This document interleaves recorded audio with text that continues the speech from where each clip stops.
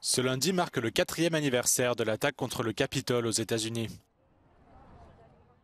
Le 6 janvier 2021, des centaines de partisans de Donald Trump ont pénétré dans le bâtiment pour empêcher les membres du Congrès américain de certifier les résultats de l'élection présidentielle de 2020, remportée par Joe Biden.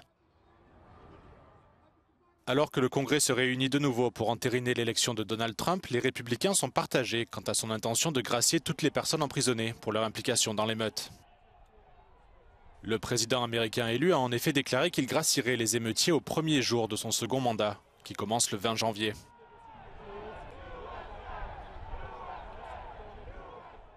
Plus de 1250 personnes ont été reconnues coupables pour leur participation à l'attaque du 6 janvier 2021, dont plus de 650 ont été condamnées à des peines de prison allant de quelques jours à 22 ans. Certains républicains sont favorables à une grâce générale pour tous les condamnés, affirmant que les participants à l'émeute ont déjà payé pour leurs actions. Mais d'autres, comme le vétéran républicain Gus Bilirakis, conseillent à Donald Trump d'examiner les grâces au cas par cas.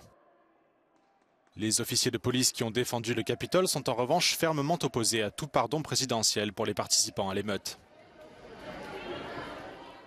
De nombreux policiers ont été battus, certains avec leurs propres armes, alors qu'ils tentaient de contenir la foule. Environ 140 agents ont été blessés au cours des violences, qu'un avocat a qualifié de plus grande attaque de masse en un seul jour contre les forces de l'ordre dans l'histoire des États-Unis. Quant aux démocrates de la Chambre des représentants qui ont mené une enquête sur l'attaque, ils ont prévenu qu'un pardon présidentiel pourrait avoir des conséquences considérables. Le républicain Benny Thompson a dirigé la commission de la Chambre des représentants chargée d'enquêter sur les émeutes. Dans son rapport, il affirme que Donald Trump a allumé le feu de l'insurrection il y a 4 ans.